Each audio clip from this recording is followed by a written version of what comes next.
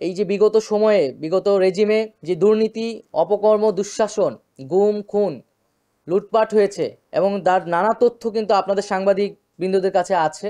সেই তথ্যগুলো সেই সময় হয়তো প্রচার করা সম্ভব হয়নি, কিন্তু এখন কিন্তু সেই সময় এসেছে এবং সেই তথ্যের উপর, প্রমাণের উপর ভিত্তি করে কিন্তু বিচারের আওতায় আনা হবে। আপনারা জানেন যে বিচার প্রক্রিয়া চলমান। আরেকটি বিষয় হচ্ছে যে গুজব এবং অপপ্রচার।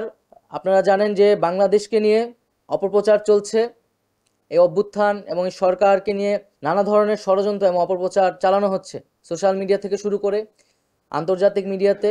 আমরা দেখেছি আমাদের পার্শ্ববর্তী দেশেরও বিভিন্ন মিডিয়াতে এ ধরনের অপপ্রচার চালানো হচ্ছে। এই অপপ্রচার কিন্তু শুধু সরকারের বিরুদ্ধে নেই, বরং বাংলাদেশের বিরুদ্ধে। তাই এই অপপ্রচারকে কাউন্টার দেওয়ার জন্য, বাংলাদেশকে নিয়ে যেই অপপ্রচার হচ্ছে এবং প্রকৃত সত্যটাকে তুলে ধরার জন্য আমাদের কিন্তু সরকার সহ গণমাধ্যমের সংশ্লিষ্ট সকলকে ঐক্যবদ্ধভাবে আসলে কাজ করতে হবে। আমরা সেই বিষয়টি নিয়ে আলোচনা করেছি এবং এখানে যারা রয়েছেন তাদের সাজেশন আমরা নিয়েছি।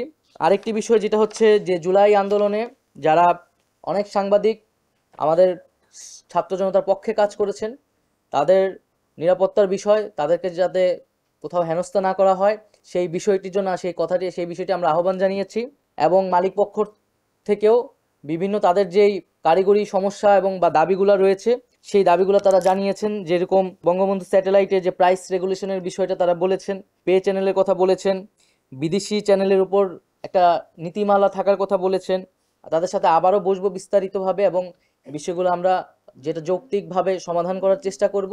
গত 3 মাসে সকলেই মোটামুটি সন্তোষ জানিয়েছেন যে গণমাধ্যমের পরিস্থিতি উন্নতি হয়েছে, তারা অবাধে এবং বস্তুনিষ্ঠভাবেই সংবাদ পরিবেশন করতে পারছেন। যেটা বিগত সময়ে, বিগত ফ্যাসিস্ট আমলে যে ধরনের নিয়ন্ত্রিত একটা গণমাধ্যম ব্যবস্থা ছিল এবং নানা সংস্থা থেকে নানাভাবে তাদেরকে ফোন দেওয়া হতো, হেনস্থা করা হতো, সেই জিনিসগুলা আমরা এই অন্তর্বর্তীকালীন সরকারে সেই জিনিসগুলা হবে না, সেটা প্রথমেই আমরা প্রতিশ্রুতি দিয়েছিলাম।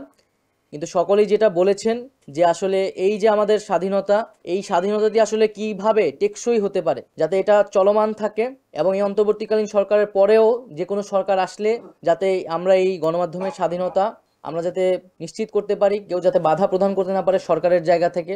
তো সেটার জন্য গণমাধ্যম সংস্কার কমিশন কাজ করবে। গণমাধ্যম সংস্কার কমিশন মূলত বিভিন্ন পক্ষের সমন্বয়েই গঠিত এবং বিভিন্ন পক্ষের সুপারিশ ক্রমেই কিন্তু আসলে একটি রূপরেখা তৈরি করবে। কোনো কিছুই আসলে উপর থেকে চাপিয়ে দেওয়া হবে না। আরও যে আমাদের বিষয়গুলো আলোচনা হয়েছে যে এই জুলাই আন্দোলনকে আমরা কিভাবে জনস্মৃতিতে আরও ধারণ করতে পারি, মানুষকে এই আন্দোলনের স্পিরিট, শহীদ এবং আহতদের আত্মত্যাগকে মনে করিয়ে দিতে পারি।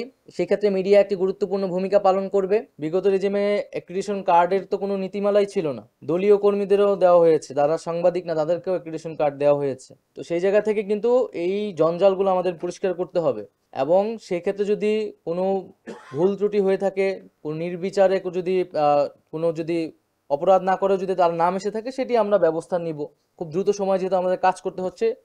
হয়তো ভুল ত্রুটি সেখানে থাকতে পারে। মূলত যারা আহ, সাংবাদিক না, সাংবাদিকদের যে নীতিমালা সেই নীতিমালার মধ্যে পড়ে না এবং যারা মূলত ব্যক্তিগত নানান সুবিধার মধ্য দিয়ে হচ্ছে এই অ্যাক্রিডিটেশন কার্ডটা পেয়েছিল গত রেজিমে, তাদের কার্ডগুলো এখানে বাতিল করা হচ্ছে। সেটা নিয়ে আসলে দুশ্চিন্তার কোনো কারণ নেই। এখানে নবায়নের সুযোগ থাকবে এবং ধীরে ধীরে আমরা এটা নবায়ন করব। হ্যাঁ, মানে যেটা এই যে টেকসই, সেই যে গণমাধ্যমের স্বাধীনতা টেকসই করার একটা কালীন সরকারের যে 3 মাস হয়েছে এবং সেই 3 মাসে আসলে বাংলাদেশের গণমাধ্যমের অবস্থা কিরকম ছিল। সকালেও আমাদের একটা আলোচনা হয়েছে বাংলাদেশের বিভিন্ন দৈনিক বাংলা এবং ইংরেজি পত্রিকার সম্পাদক বৃন্দ এবং প্রতিনিধিদের।